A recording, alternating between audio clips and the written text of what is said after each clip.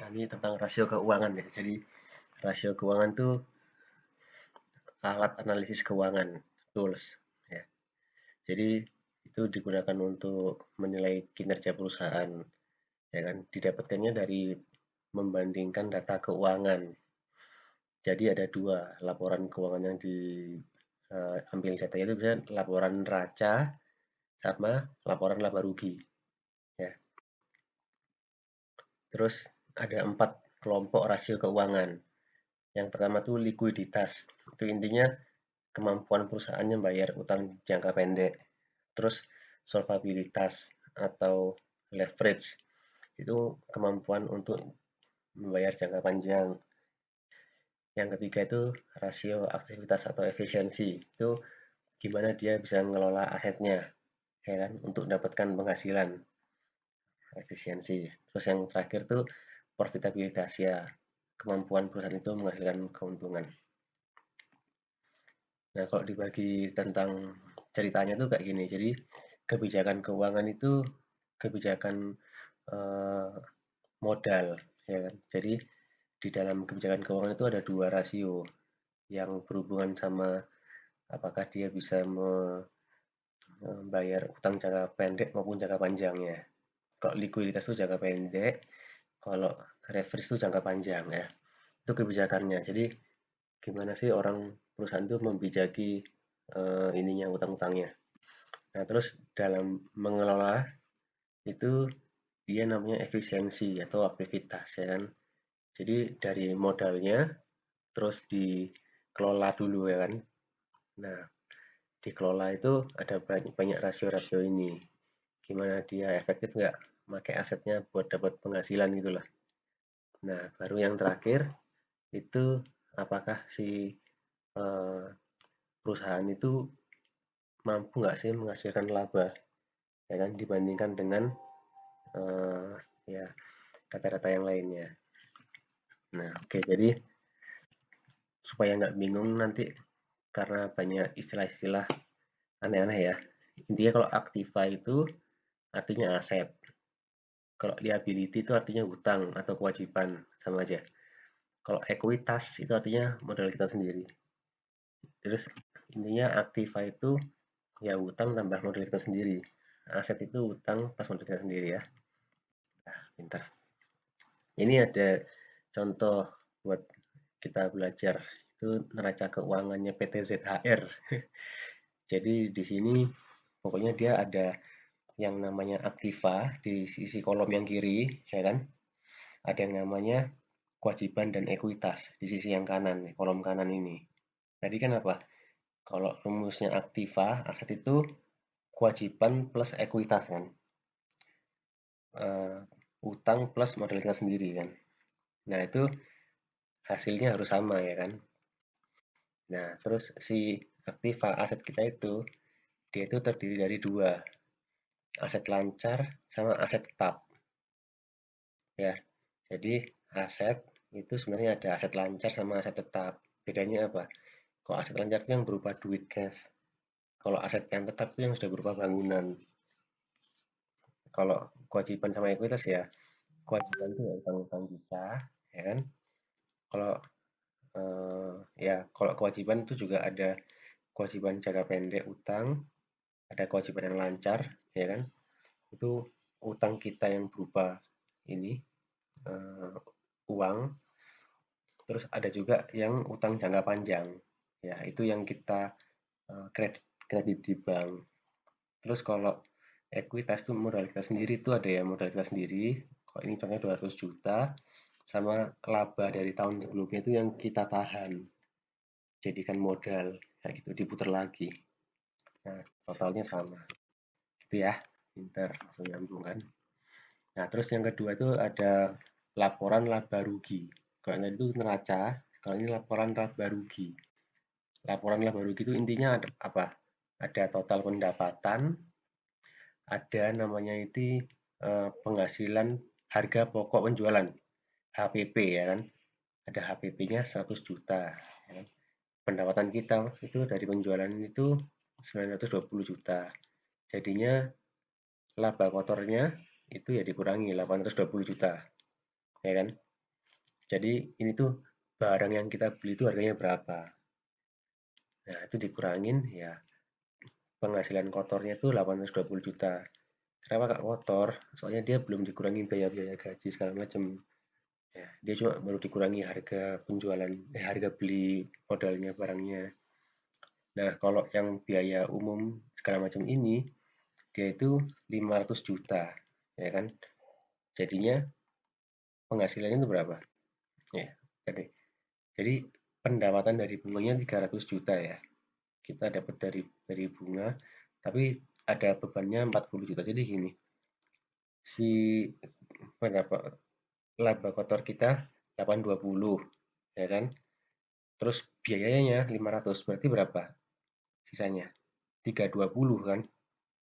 Ya, 320 kita ketambahan bunga 300 juta. Berapa berarti? 620. 620 juta dikurangi bunganya 40 berapa? 580 ya kan ini laba bersihnya tuh 580 intinya. Nah, laba bersih ini ada pajak 29 juta. Jadi laba bersih setelah pajaknya berapa? 551 ya. Nah, dari data ini tuh kita nanti coba hitung. Yang pertama kita ngitung rasio likuiditas. Apa sih itu? Tadi itu adalah kemampuan perusahaan itu untuk bayar utang jangka pendeknya ya. Jadi ada dua rasio likuiditas itu yang namanya itu current ratio sama quick ratio. Nah, ajarin. Current ratio. Current ratio itu apa? Current ratio itu dia tuh membandingkan eh, aktiva-aktiva yang lancar kita ini sama utang-utang kita yang lancar ini. Ya, jadi kalau aktiva kita lancar ini 120 juta kan, terus kewajiban kita yang lancar ini 35 juta, ya kita bandingkan berarti dia tuh 3,4 kali. Berarti apa? Berarti aset kita yang lancar itu ini kan rasio untuk jangka pendek kan, membayar hutang jangka pendek.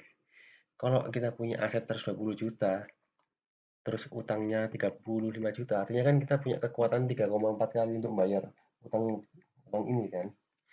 Nah, artinya setiap 1 rupiah hutangnya itu tuh kita punya jaminan 3,4 kali dengan aset kita yang ada gitu. Jadi kita itu liquid, kita bisa bayar utang. Itu current ratio. Current itu yang lancar ya. Yang kedua,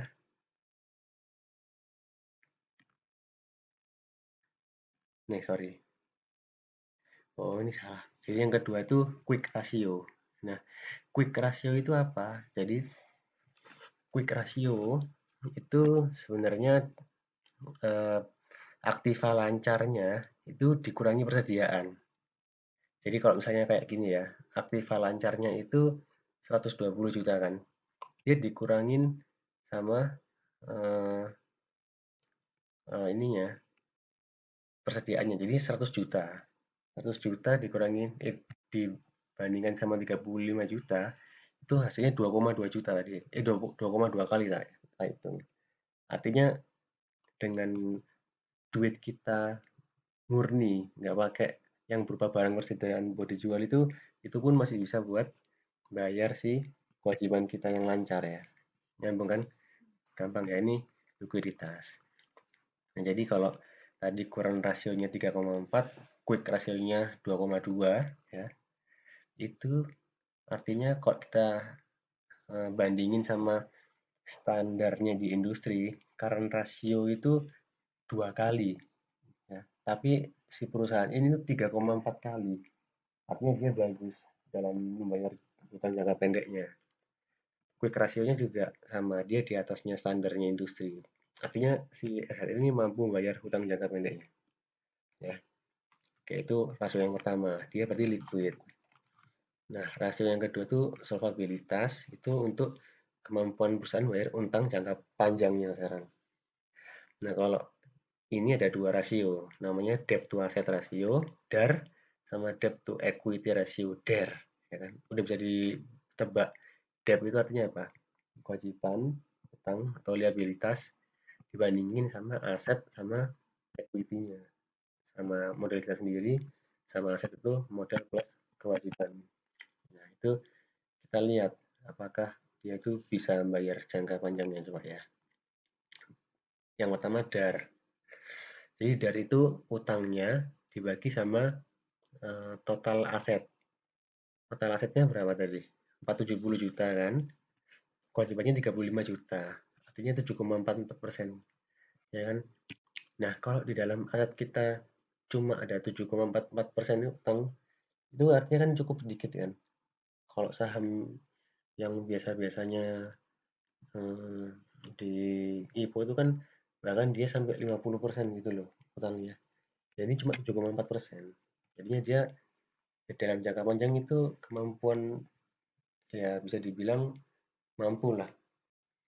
Nah, yang selanjutnya itu DARE. Ya, ini dia bandingin sama modalnya sendiri, ya kan? Jadi utangnya itu dibandingin sama modal sendiri itu 10,29%. Jadi kalau kita jadi intinya tuh hanya memberikan gambaran kalau hutangnya yang dipunyai sekarang itu cuma 10,29% dari modal kita sendiri gitu loh. Jadi ya kalau kita bandingin ya dengan standar industri ya itu 90 kali 90%, ya kan. Terus DAR itu 35%. Nah, ini semua di bawahnya gitu loh. Ya kalau utangnya di bawahnya standar industri ini artinya kan ya bagus. Artinya dia semakin semakin mampu buat bayar hutang jangka panjangnya. Kesimpulannya mampu bayar hutang jangka panjangnya. Nah, terus kita masuk yang ke rasio aktivitas atau efisiensi. Ya, ini untuk mengukur efektivitas tata kelolanya asetnya. Maksudnya gini, kalau rasio aset tetap nih, rasio aset tetap itu dia itu dimaknai untuk mengukur kesuksesan sebuah bisnis ya.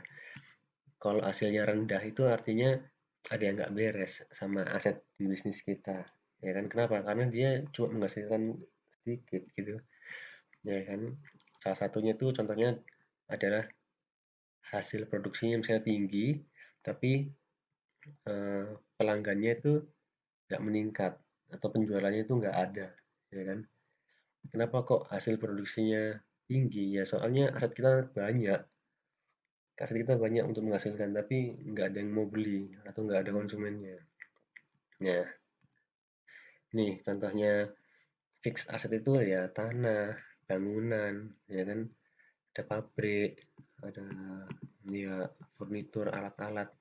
Intinya eh, harta yang eh, bernilainya tinggi dan dia tuh lebih dari setahun dipakainya. Itu namanya fixed asset.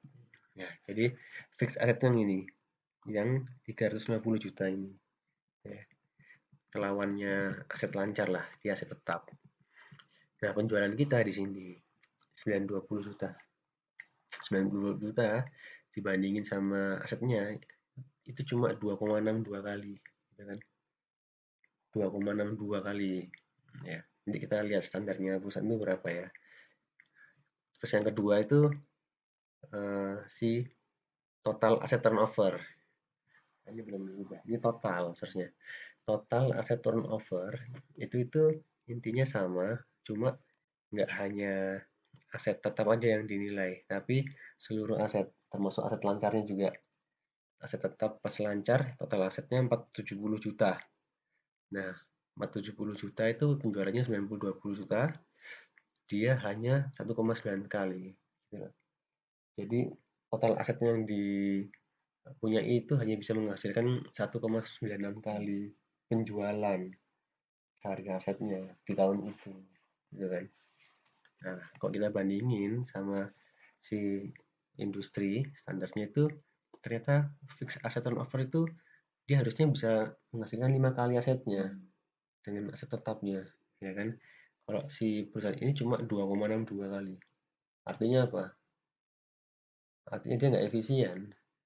Artinya dia itu asetnya itu kurang efektif gitu loh. Cuma bisa menghasilkan 2,6. Padahal standar itu seharusnya 5. 5 kali total asetnya. Nah, kalau total asetnya itu 1,96 ini 2, yang mendekati lah. Tapi tetap kita tarik kesimpulan kalau si perusahaan ini tuh nggak efisien dalam mengelola asetnya. Ya, karena dia di bawahnya standar.